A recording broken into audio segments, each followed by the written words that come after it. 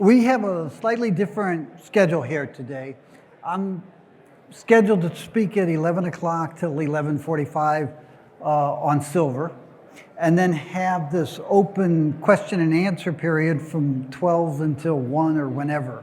And so that tells me that I can run 15 minutes over in my presentation. And it also tells me that you should feel free to be interrupting me if you want to.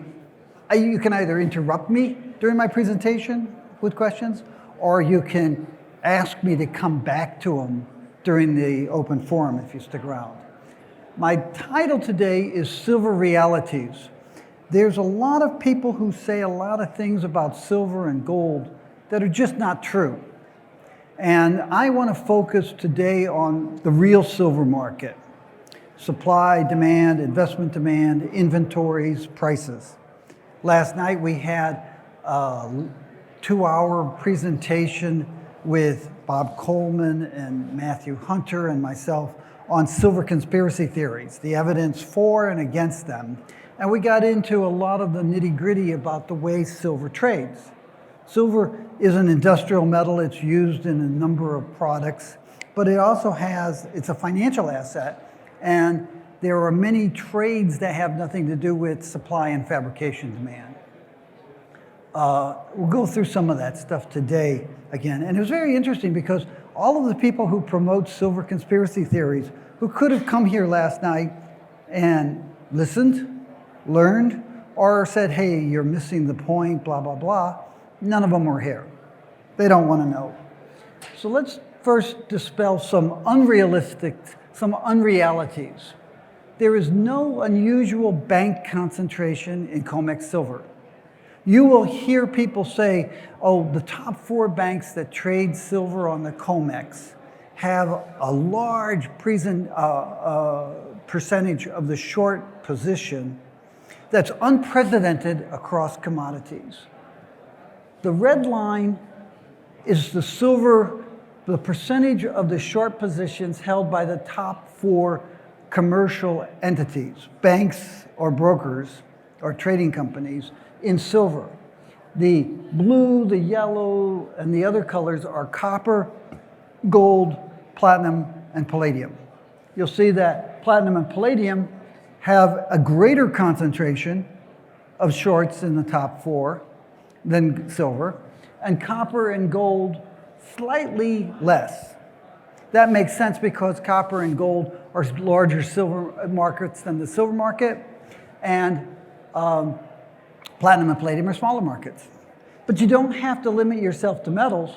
If you look at other commodities, again, the red line is the silver concentration of shorts with the 4 largest banks.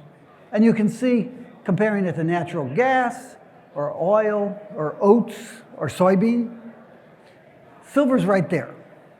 So when somebody tells you there's this unprecedented, it exists in no other commodity, that there's such a large short concentration with the top banks, they're either lying to you or they don't know what they're talking about. Either way, you can feel free to ignore what they say. The CFTC follows 60 futures markets. Of those 60, silver ranks 30th in terms of the percentage of open interest on the short side held by the 4 largest commercial entities. And on the long side, it ranks 25th. So silver does not suffer from an undue or unnatural concentration. And if you want to take a broader look and look at broader financial markets and the banking industry, one of the things that you've seen over the last 30 years is an increased specialization among banks. The top 4 banks in the mortgage market have virtually 90% of the mortgage market. Other banks have gotten out, or if they do offer mortgages, they offer mortgages through those 4 banks that specialize in it. And you can go through all sorts of sectors in the banking industry and find that kind of concentration. Silver's not unusual in that respect. The second unreality is the outsized trading periods. We did a study, and I used this data last year. So it's data from January and February of last year. And I made the presentation last year at this. If you look 5,000 some odd 10-minute periods during that period, during those 2 months. And of that, about 90+% were in the first standard deviation. Go out to third, fourth, fifth standard deviations, and you'll see that it was about 3.9%. 3.9% of the 10-minute periods in the sample that we used here saw outsized volumes of trades. Of those periods of outsized trades, 47% were periods when the price was rising, and 47% were periods when the price was falling, and 11% were periods of time when, or 5% were periods of time when the price didn't move. So periods of outsized volumes occur. They occur throughout the markets. They occur throughout the day. There's no particular time. It's not true that they only occur during Asian trading hours. It's not true that they only occur at the open. They're spread out across the 24-hour period, and they're not necessarily related to periods where the price of silver is falling. Now, somebody who wants to slam the market down could say, well, this is how this happens, and when I see a period of outsized trading, I can go in and do this, and under the cover of normal trading. This is a period where the price fell, and you can see it starts with a period in yellow where you have outsized selling and the price is falling. The next 20 minutes, you have outsized volumes and the price is rising. The price falls, and a bunch of people say, hey, I'm a buyer at this price. After 20 minutes of buying, it shifts back to shorts. Now, you can see it again here, a little bit more concentrated on the downside, and here, much more concentrated on the upside. And the reality is that when people are spoofing the market, they're more often trying to push the price up than push the price down. And that's actually true across markets. So the data shows you that trading patterns, periods of higher volumes occur throughout the trading day, not any particular time, and they occur much more often than people think. A research analyst is going to look at 5,000 periods, 10-minute periods, and say, what do I see? A demagogue is going to say, I found this one period of time when there was an outsized volume and the price fell. Someone was smashing the silver price down. Actually, a lot of times, it's not someone. So why listen to me? I've been studying the silver market since the 1970s. I was an investor as a kid before that. We produced the most authoritative supply-demand market data and analysis. I can show you information, but I won't, about how our ersatz competitors overestimated supply since the early 1990s by 1 billion ounces of silver by counting forwards as a form of physical supply. I can show you data how they overestimated supply by 1 billion ounces by thinking that silver that was being refined from imported copper, lead, and zinc concentrates in China actually represented Chinese government sales. They actually were double counting it. They were counting it as mine production in Australia and Indonesia and Peru. And then they'd count it as Chinese sales when it was actually refined in China and exported. So that's 2 billion ounces. Then they say, okay, so the silver market's 2 billion ounces larger than CPM Group's data suggests. Where did that 2 billion ounces go? Well, it didn't go into electronics, and it didn't go into jewelry. Investment demand must be 2 billion ounces more than CPM Group estimates. Yeah, not. But here's the real reason. We base our 10-year projections and our 2 to 3 year investment estimations on our supply-demand data.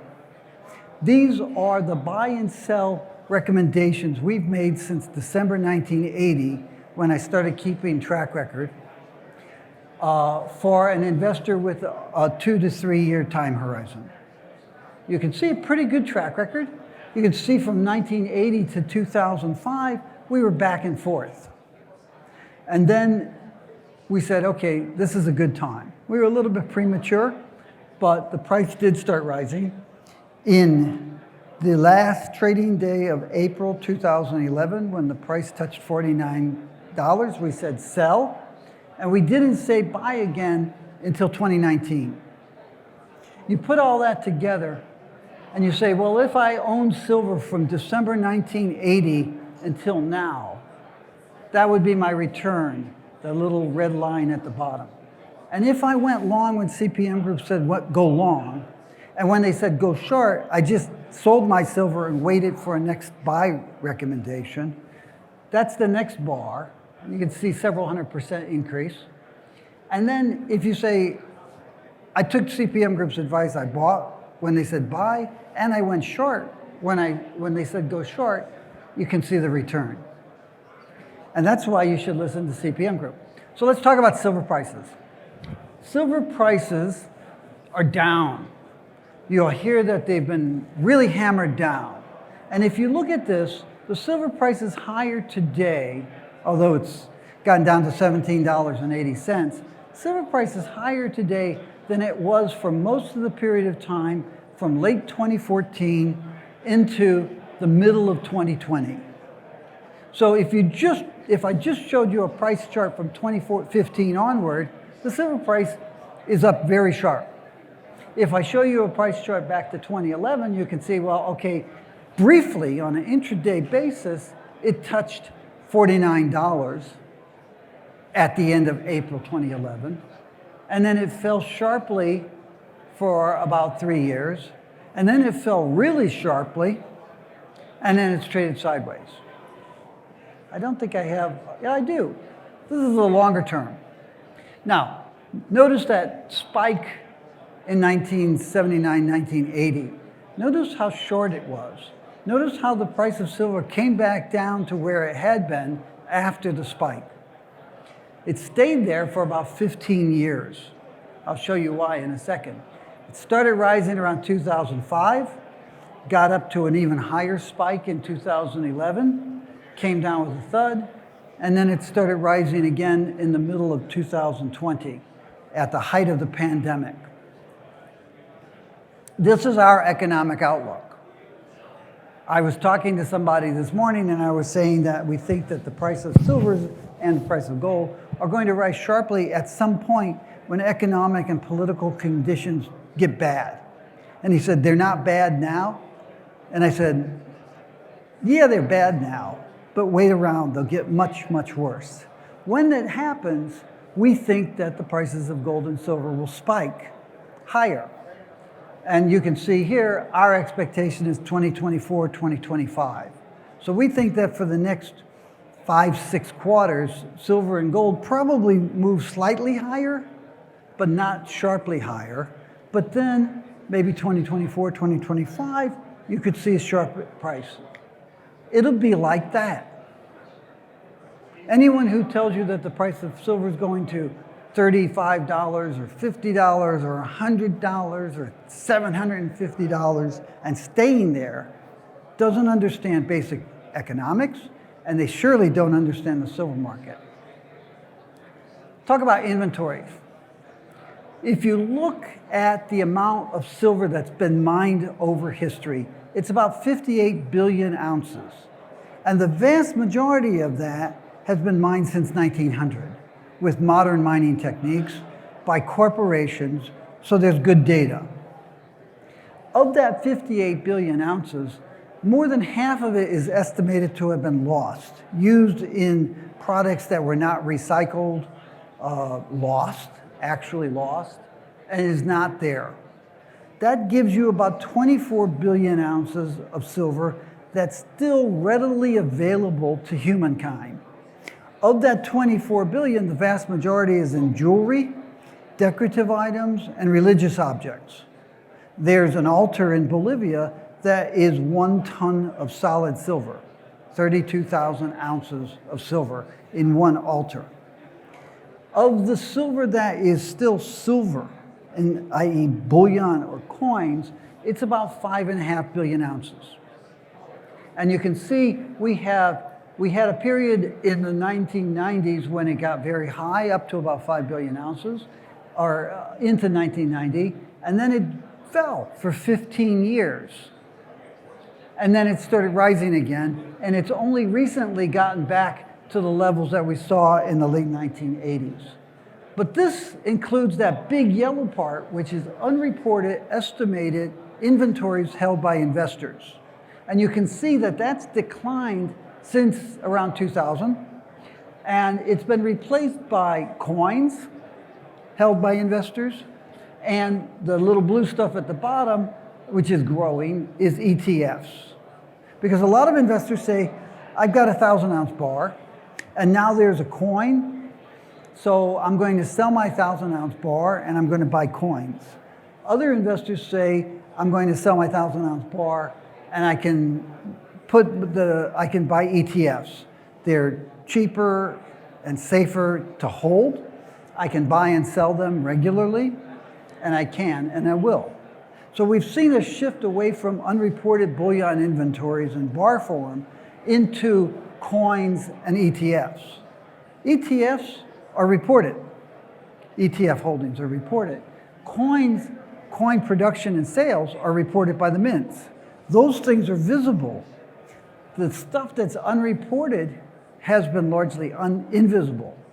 And you'll see people who think that investment demand is much higher because they're measuring what you can see, the ETFs and the coins, and they assume that the bullion bars have not changed.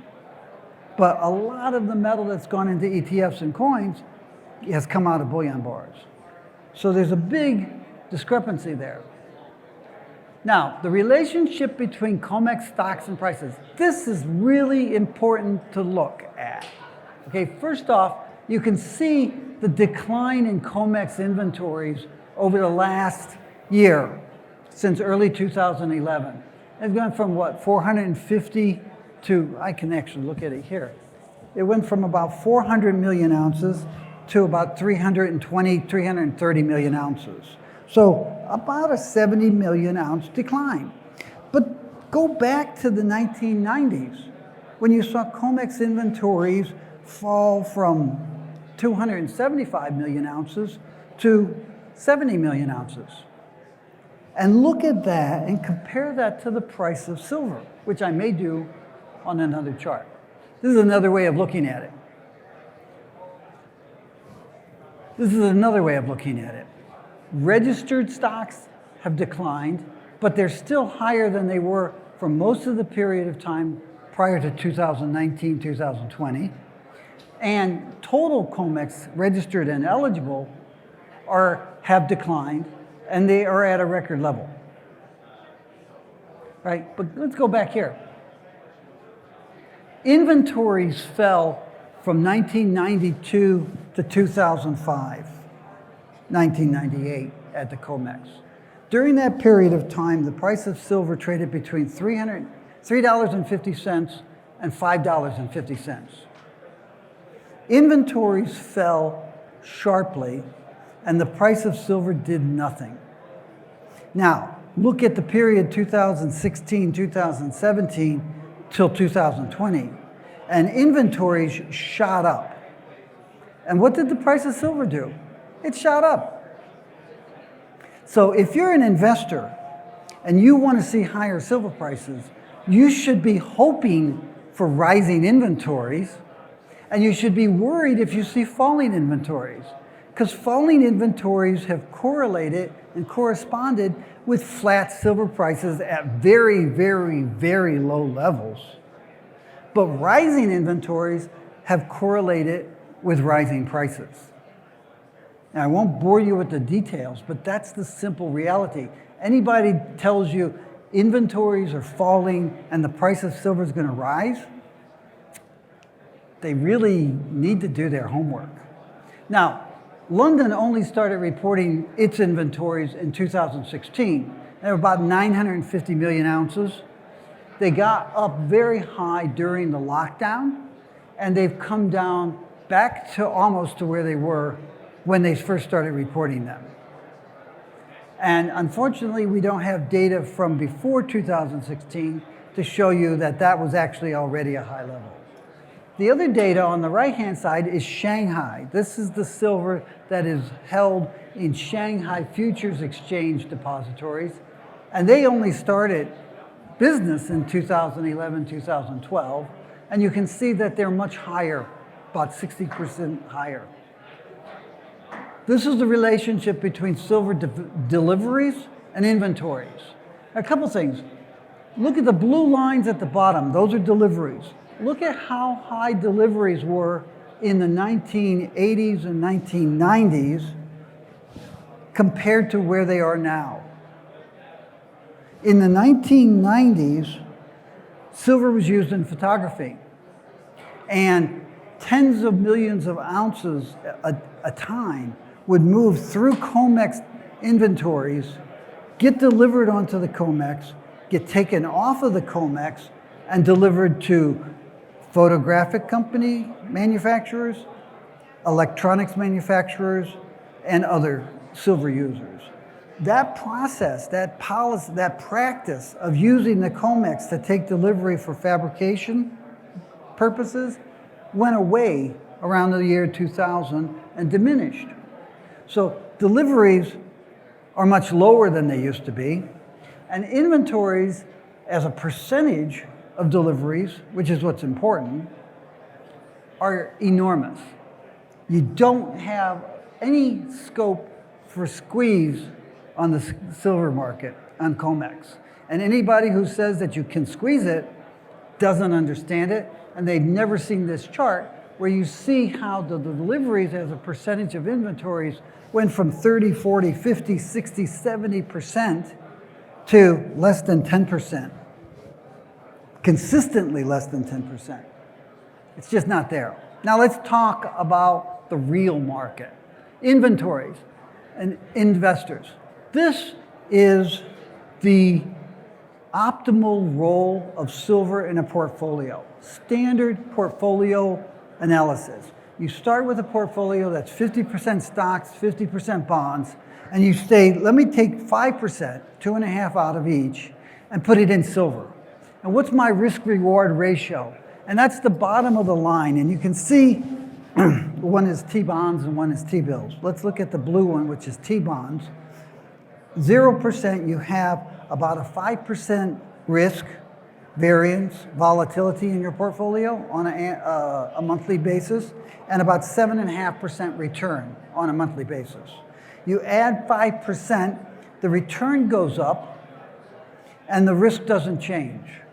You go to 10 or 15 or 20% of your portfolio being in silver, your return on your overall portfolio month to month over time goes up to 8% almost.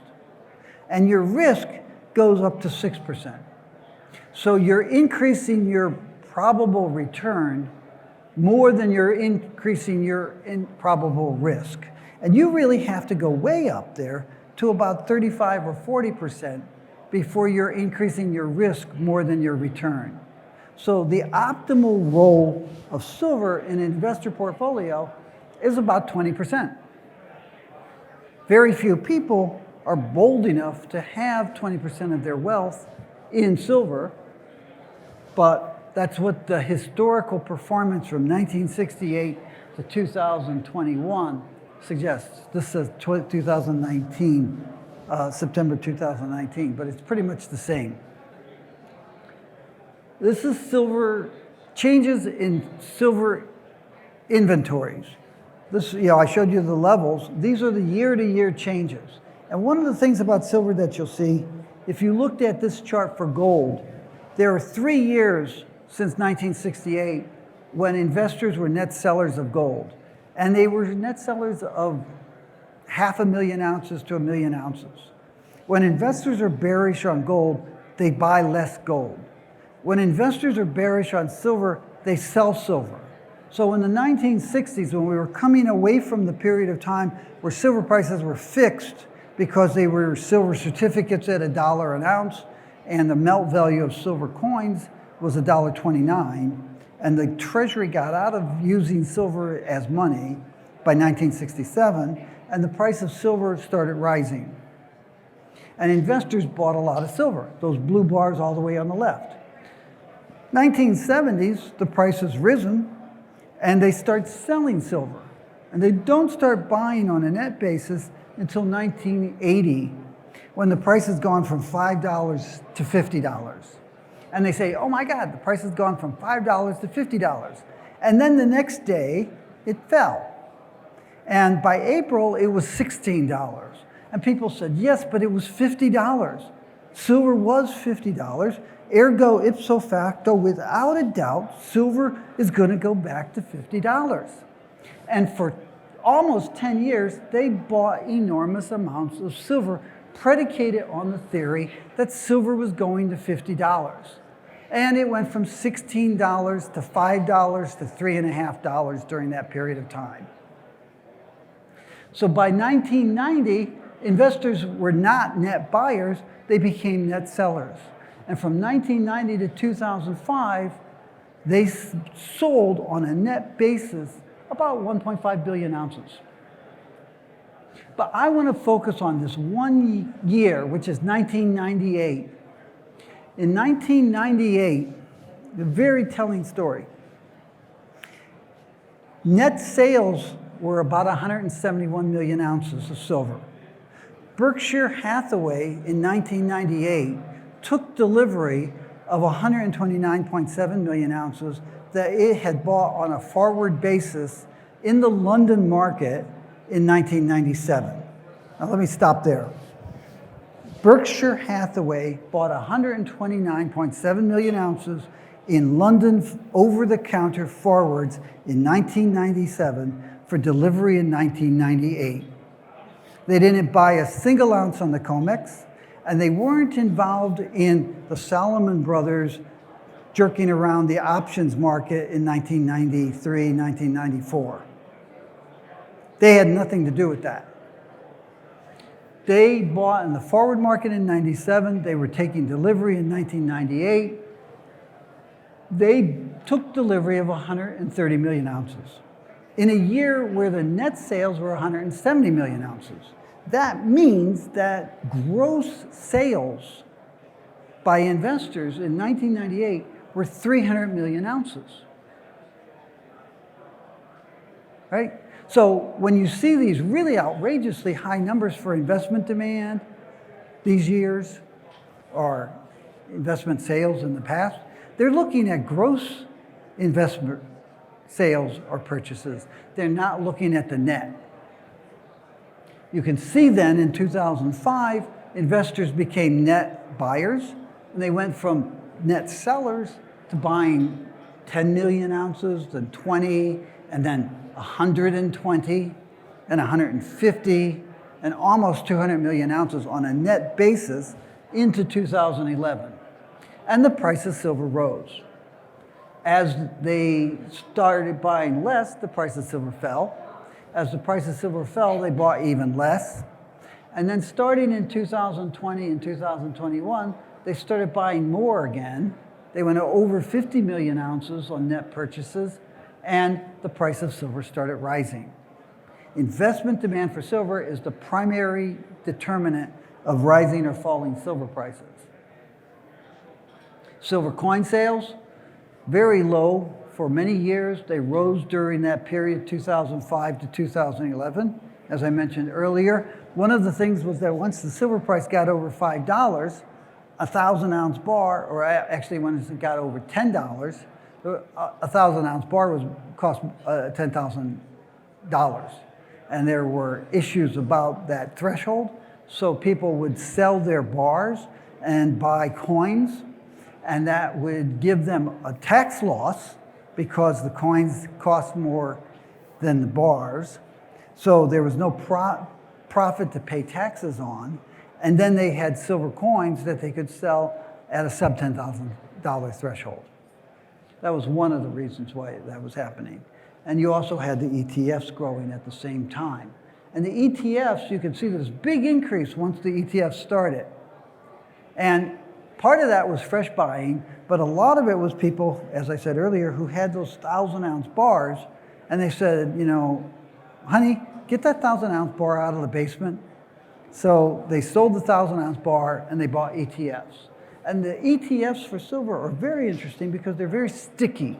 If you look at ETFs for gold or platinum or palladium, they rise and they fall sharply and they rise and they fall sharply. Silver is very sticky because a lot of the ETFs are actually held by those long-term investors who used to own 1,000-ounce bars. Fabrication demand, it fell sharply in 2020. It started to rise last year.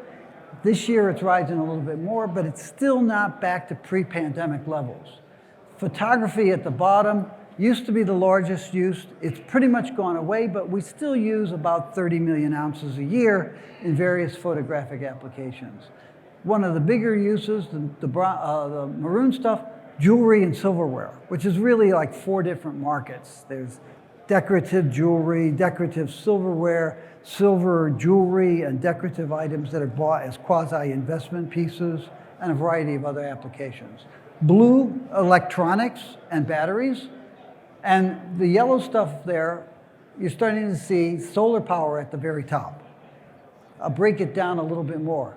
Electronics demand has been growing sharply. Silver is the cheap metal.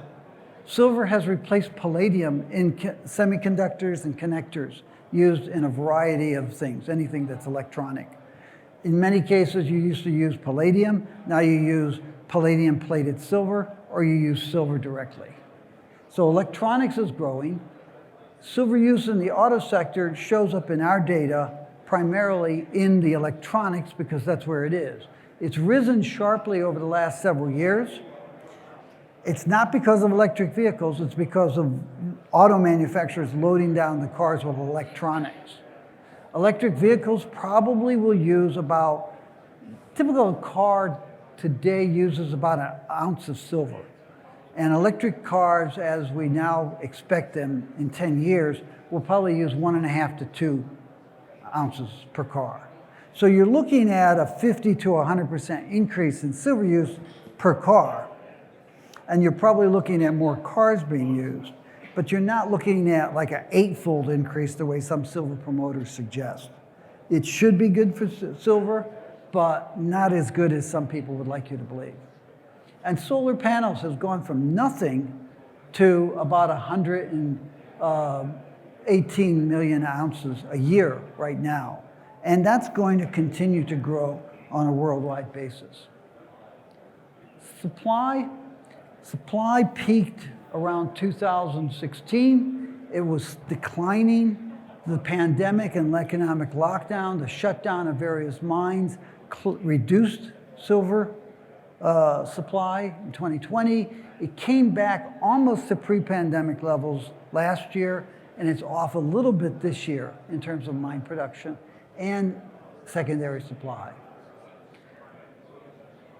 70% of the silver comes from byproduct of copper, gold, lead, and zinc mines. It has very low costs. It depends on how the individual mining company accounts for it. Many base metal mining companies say, okay, once I've recovered my copper, my lead, my zinc, my gold, I have a tank house line that has silver, and it costs me 25 to 50 cents an ounce to recover that silver. So my costs for silver production are 25 to 50 cents. Right? Other people say, no, let me take the percentage of my revenue that the silver is and apply that percentage to my overall costs, and that's my cost. But the costs are very low. And you can see here, even with companies that are considered primary silver producers, you have several million ounces that are produced at negative profits because they deduct the byproduct copper, lead, zinc, and gold from their silver production costs. You can also see here that you get up to about 90% of primary silver production with a cash cost of less than $15. And a full-in cost that's probably less than $20. So silver mining is very profitable. Polymetallic mines and byproduct mines are really profitable. But even the vast majority of primary mines are very profitable, even at $17.80. Now, the world's not running out of mineable silver. In 1980, the Club of Rome, future shock, we're going to run out of silver. We have 8 billion ounces in a reserve base. And by 1990, we will be out of silver. By 1988, we had 10 billion ounces of reserve base and 7.8 billion ounces in actual reserves. We don't have data for resources because it's just not available. So let's go back to mine production. From 1980 to 1981, you produced about 5 billion ounces. You produced about 5 billion ounces, and at the end of the period, you have more in reserves and reserve bases than you did at the start. Go forward to 2018, 2020, and you've got 16 billion ounces of reserves, twice as much, more than twice as much as you had in 1988, but you've actually produced 2.5 billion ounces. We're not running out of reserves. We're not running out of resources, nor are we running out of high-grade resources. One of the weird things about these conferences, you have over there behind that wall, a lot of really interesting companies looking at really interesting properties with silver and gold and other commodities. And they have some very rich deposits that they'd like to develop into mines. And then on this side, you have the silver promoters telling you that the world's running out of silver, there's no high-grade deposits left, the mine production's going to plunge, et cetera, et cetera, et cetera. This doesn't make sense. Listen to those guys over there. They actually know the geology. The guys who tell you that we're running out of silver don't know geology. They also will tell you that the grade has been falling because we're running out of high-grade material. No, the grade is falling because the price is rising. And at a higher price, you can mine a lower average grade profitably. Also, we've had technological changes on refining, which have allowed some mining companies to go back and say, here's some tailings or some slag from the smelter or some ore that was sub-economic when the price was $7 or $8 or $10, but at $17 or $20, it's profitable. So you're starting to see more silver recovered from lower grade materials because the price is higher and because the technology has allowed that. If you go back to the good old days of when you could only mine silver if you saw vein silver, the grades were really high because that's all you could see to mine. Then you go back to the 1920s, 1930s, when chemical processing of those old tailings came along and you started mining what they called no-seam ore, and the grade fell sharply. And as the time progressed and the technology improved, you're able to mine and process silver from ever lower grade materials. Modest declines are projected. I'm giving you here our 10-year projections for silver mine production and secondary supply. We don't normally use this in public presentations. We sell it for an exorbitant price to mining companies and institutional investors. But I wanted to show you this, and you can see mine production peaked 2016, came down sharply to 2020, picked up this year, last year, this year, and then we have it declining modestly over the next 10 years. And I'm putting this up because I'm hearing people talk about how, over the next 10 years, we won't have any more silver to mine. We will. They might not, but we will. That's who we are, that's what we do. I've actually limited myself to the 45 minutes allocated to me, which is really cool. So now we can open it up for questions. And like I said, we have 75 minutes, so you can ask me a lot of questions. If you missed last night's 2-hour presentation on the evidence for and against silver conspiracies, we can talk about silver conspiracies, or we can talk about the real silver market. It's your call. Thank you, and let's open it up for questions.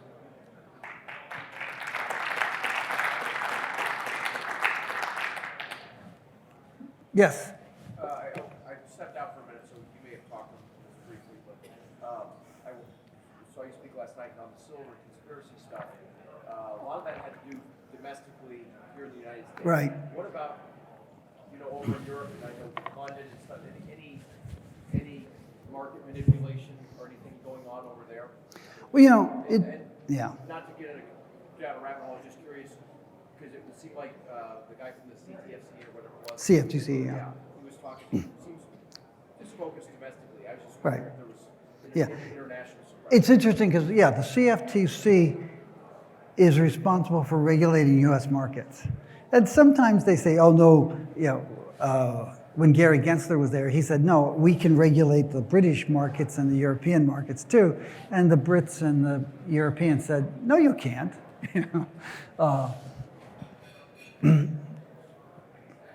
They regulate visible futures markets and options markets.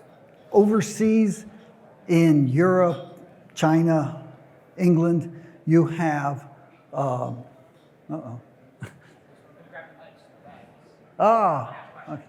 My colleague Elliot, I thought he was going to tell me this. Jeffrey, don't say that.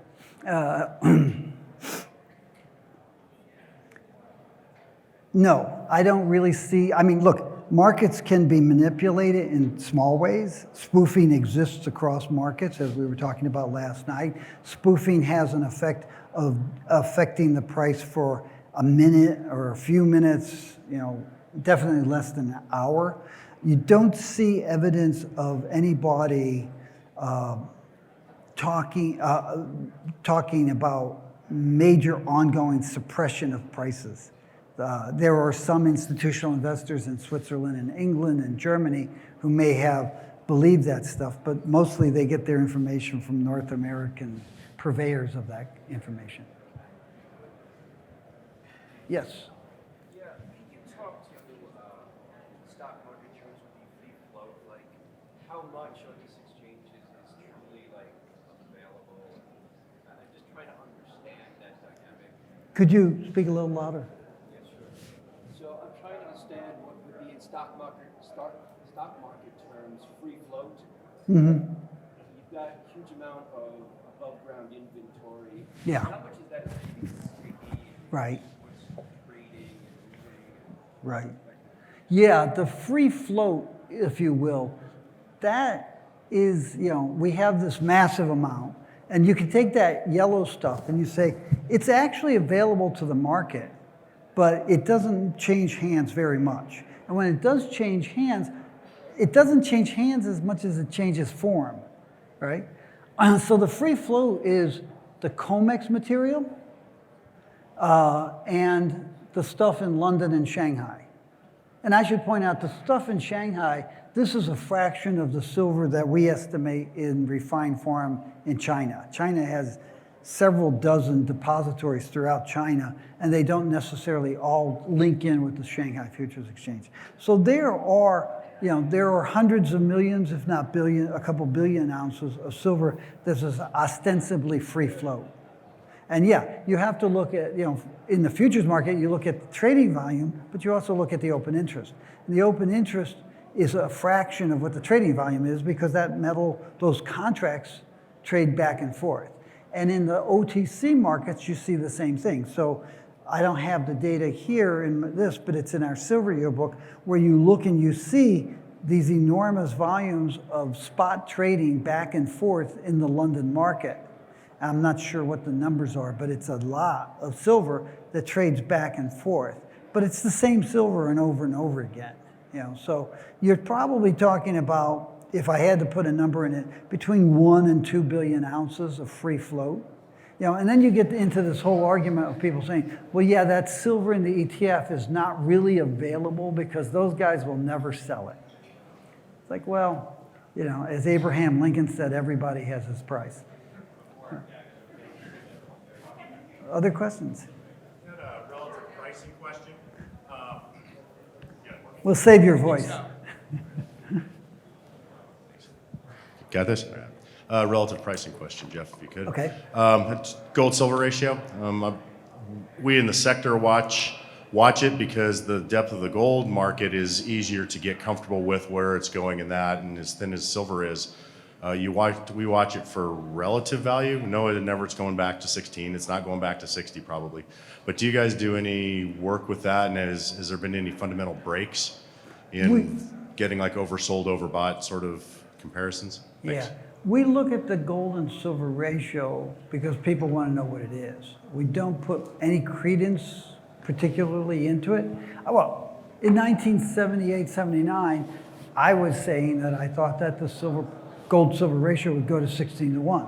And the reason I was saying that was because Nelson Bunker Hunt was buying silver, and he was saying, I think the gold-silver ratio is going to be 16 to 1. And he had a big position in the silver market. And the gold-silver ratio hit 16 to 1 the day he went bankrupt. Right? Then he got to 100 to 1 and then 121 to 1. We look at it as the relative value. There's no geological or physical or chemical or electronic or any other physical science reasons for the ratio to be something. You know, the fact that you have 10 to 1 ratio in mine production historically doesn't really mean anything to the relative value of those metals. We pay attention to it because people pay attention to it and they do trade basis it, but we don't see any logical level that it ought to be. Obviously, when the ratio is rising, silver's weak relative to gold, and it gets to a certain point. You know, if you go back a few years ago, the ratio got to 80 to 1, and all of these silver promoters were saying, oh, every time the ratio goes to 80 to 1, the price of silver skyrockets. Well, no, it doesn't. And you had this period back when you had that changeover where the gold, where silver changed over 1989, 1990, and you saw investors being net sellers. The gold-silver ratio went to 80 to 1. And it stayed at above 80 to 1, and it got up to like 100 to 1 or 110 to 1 over a 4-year period. So a few years ago when the ratio got to 80 to 1 and all these silver promoters were saying, oh, silver prices always skyrocket when it gets to 80 to 1, we said, yeah, but sometimes it takes 4 years before it skyrockets.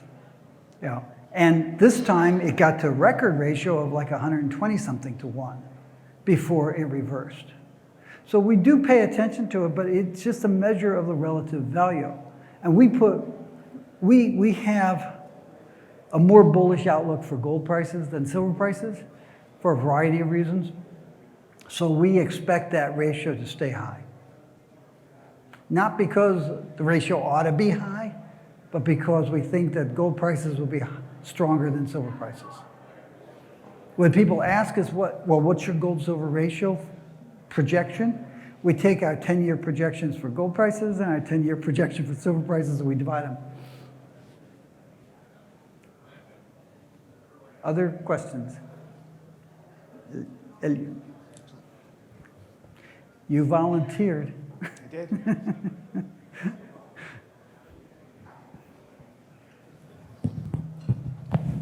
Obviously, there's a lot going on geopolitically. Do you keep your eye out for any particular shocks that would move the price one way or the other as you look out on the world now?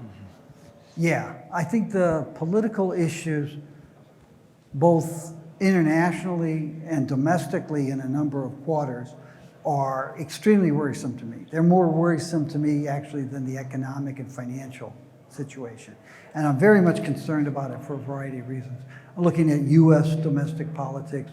In a number of European countries, you have increased disagreements and hostilities within the countries. You had this great thing where Truss, who's likely to be the next prime minister of England, was asked by a reporter last week, do you consider France a friend or a foe of England? And she said, I think it's too early to say. And she's one of the nice ones. Yeah, but then you have Russia invading Ukraine and the implications of that. and you have China becoming increasingly belligerent. One of the things that I don't talk about in public, that I'll talk about in public, the Chinese Communist Party is supposed to have its party congress in the second half of this year. It's now the last day of August. So the Chinese Communist Party is supposed to have its party congress in the last quarter of this year, but they still haven't set a date. That suggests to some people, but not to me because I like to go back to China and I even more appreciate coming home from China. That suggests to some people that there may be some very basic fundamental changes within the structure of the Chinese Communist Party, which is looking at Putin, who got rid of all of his opposition and consolidated power within Russia, and then just attacked Ukraine, thereby destroying Russia's position on an international political basis for at least a decade, if not longer, and squandering the money and losing $600 million billion of overseas foreign exchange reserves. And they say, that was really stupid of Russia's government to let that happen. So I think that there are some changes going on around the world. Now, there's a lot of nationalistic trends, and those are very scary. So yeah, we look at a lot of international political factors. We look at a lot of national political factors around the world, and we say this is a very scary time. I mean, I was in something with David Morgan yesterday, and I said, Amanda Gorman had a great line in the New York Times editorial a couple months ago. She said, if you're not afraid, you're not paying attention. And I think that's very much true.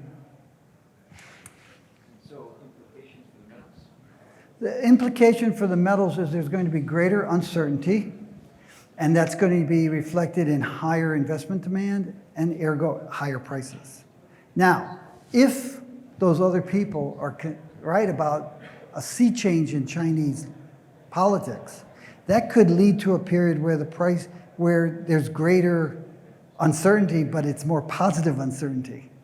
And that could lead to lower gold and silver prices for a time. But I think it's going to pass. In 1989, the Eastern European communist regimes fell apart, and Russia was clearly going to a point where the Communist Party was going to lose control. And The Economist had as its year-end cover, "Peace breaks out in the world."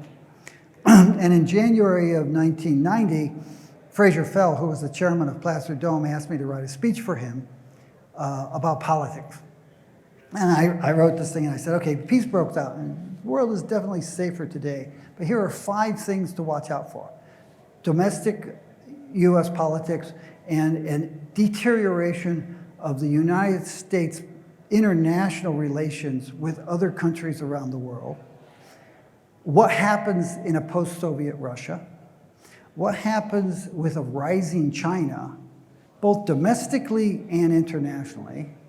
The fact that you have about a third of the population, which are Islamic peoples reaching from Morocco to Indonesia, most of whom live under repressive regimes that oppress you for your race, your religion, your ethnicity, your poverty, and it's a lot of problems. And I can't remember the 5th one. I'm sorry to say. But I came up with 5 things to be worried about in a world where the Soviet Union had collapsed or was collapsing. And 2 years later, when the Soviet Union officially collapsed, one Toronto newspaper reprinted his speech, and there was a call for him to go into politics. But that was 2000. That was 1990. Yeah, that was 1990. And here we are, 32 years later, and things are even more treacherous. Just briefly, when you answered his question. Briefly, when you answered his question, you mentioned some uncertainty, maybe softening metals prices. How do you see the strength in the U.S. dollar softening metals prices in the, near term, maybe long term as well? Right. Let me answer short term, near term, and then long term. The relationship between gold and the dollar, silver and the dollar is relatively low. It's about negative 35%. So a third of the time when the dollar is strong, gold and silver prices are declining. The other 2/3 of the time, maybe they're rising or falling together, or they're just not moving in sync. One's unchanged and the other one's rising or falling. So the short-term effect of a stronger dollar is not as certain as a lot of people think. There are times when investors say, I'm scared witless, I want to go to a safe haven asset. And the two safe haven assets are the dollar and gold. And the dollar is like your mother. You'll sit on the playground and you'll talk trash about your mother, but when you scrape your knees, you go to her. And the dollar's like that. There are times when people say, I am worried, I want dollars. There are times when they say, I'm worried and I want gold. And there are times when they say, I'm worried and I want gold and dollars. Right now, it's the dollar. I think that by the time you get into the first quarter of next year, it's going to be gold or gold and the dollar. So that's the shorter term view. Don't necessarily, obviously the strength in the dollar has hit all kinds of assets, not just gold and silver, but other commodities, oil prices. People are talking about high oil prices, and the reality is that the oil price is $5 above where it was in October and November of last year before it started rising. And it's down from $125 to $90. So, we've seen the deflation in those oil prices. But the dollar has hit everything from stocks and bonds to a wide range of commodities. But I think the major negative impact on a short-term basis for gold and silver is behind us. Now, on a long-term basis, we've written for 40 years that, you look at international currency regime systems, and you'll hear people say, no currency system that wasn't backed by gold or silver has survived. And that's true. Absolutely meaningless, but it's true. What's important is that the only currency system that hasn't collapsed is the current one. And that most of the currency systems over the last 6,000 years have been backed by gold or silver. So gold and silver doesn't survive, doesn't give you a bulletproof currency system. We've been saying for 40 years, we will move toward a new international currency regime, which is what central banks talk about it. But it's going to take decades to happen. And what you'll probably see, if we're lucky, is a polycentric currency system. Right now, 75% of private sector wealth in the world is denominated and stored in dollars. And 62% of central bank foreign exchange reserves are in dollars. The dollar, we owe the world so much, we own it. You can't move from the dollar quickly. 62% of foreign exchange reserves in the dollar, 10% in the next largest thing, which is the euro. The next 10% is in a range of currencies like pound sterling, Swiss franc, and yen. If the world said, we're just sick and tired of the US mess, we're going to get rid of our dollars, it would be hyperinflationary for the rest of the world because they don't have the currencies to replace the dollar. So it will be a long transition, but our second scenario, because the US has such a strong competitive advantage, productivity, intellectual property, natural resources, protected borders, population, democracy, hopefully we keep it. The US dollar has the capacity to survive as the de facto reserve currency in the long run. The government has to really change its ways. But if you go back to the 1990s, you saw, the U.S. had less than $1 trillion of debt in 1980.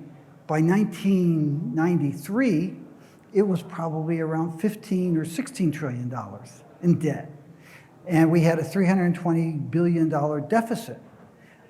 Clinton raised taxes and charged fees and everything, and he turned it into a $250 billion a year surplus and paid down $1 trillion of debt over 4 years.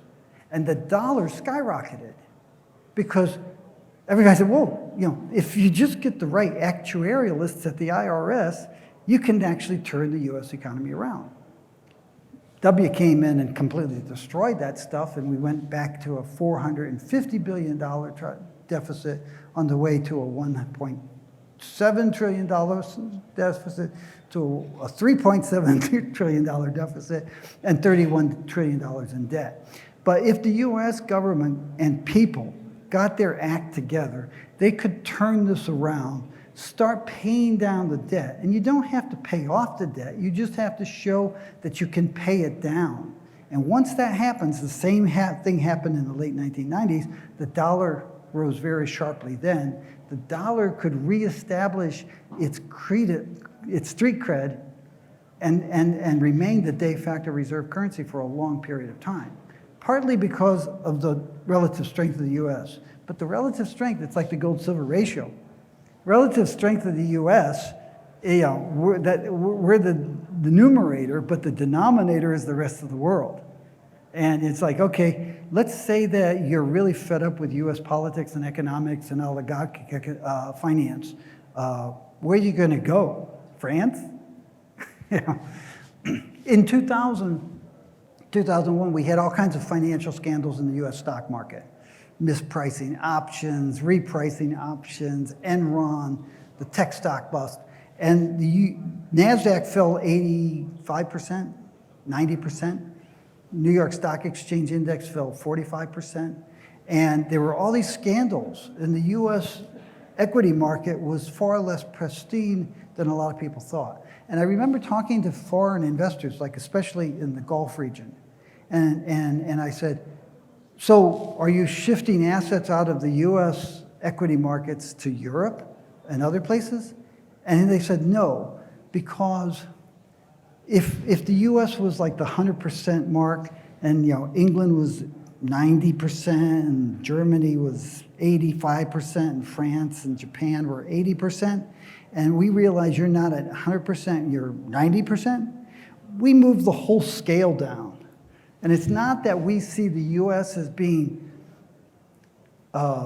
we see the US as being less pristine than we had thought it was, but not necessarily less pristine compared to the rest of the world. If we're marking down the US, we're marking down everything else. That's what I'm saying. Other questions?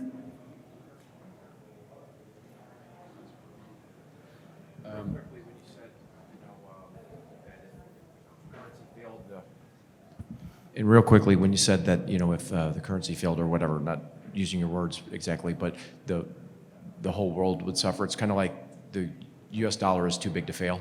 Is that a good way to look at it? Yeah. Okay. If you wanted to get rid of your US dollars, where are you going to put them? Yeah. Going back to your other slide with the big yellow blob section, that blob was slide. the 1,000-ounce bars that were turned into coins and ETFs. Where did you gather that data, or what is the source? Yeah. Okay. Well, some of it's easy. The blue ETFs are from ETFs, and we track. Yeah, the yellow blob is the difficult part, and that has to do with a lot of historic data that we have. As I said, I don't have my silver yearbook with me. We have silver mine production back to, we have it back to 1800, and then we have an idea of what was produced, or an estimate of what was produced before that. And we have a lot of historic data on the supply and fabrication demand of silver over time. And that gives you the thing, you'll see on this other chart, we talk about net changes in inventories. Most of those inventories are held by investors. Sometimes they're held by market intermediaries or governments. And most governments used to have silver, and they reported how much silver they had. So we would collect data from wherever we get it and put it together. And then there's this gap, which is, okay, where did all that silver go? And as I was saying earlier, this is our gap. And you can see that the bulk of it existed this goes back to 1970. We have in the data in our yearbook, it goes back to 1950. And in our database, it goes back even further. And this is our gap. And then, as I said, other people who miscount fabrication demand and miscount mine supply and miscount government sales, they have like $2 trillion, 2 billion ounces more that they have to account for. And they say, well, where does it go? Well, it must go to investment demand.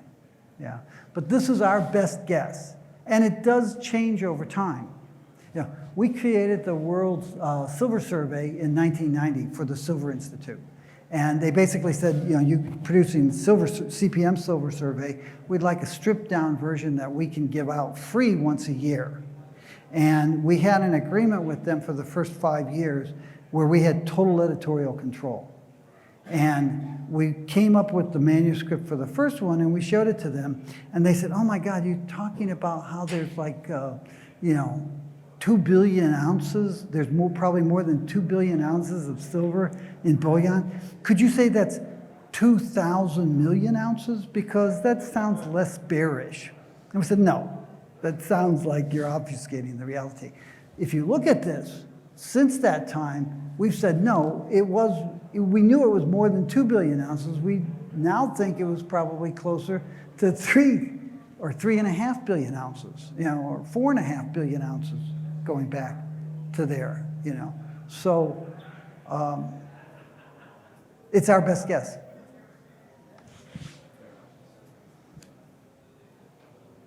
Other questions? All right, thank you. If you want more information, go to cpmgroup.com or send us an email at info@cpmgroup.com.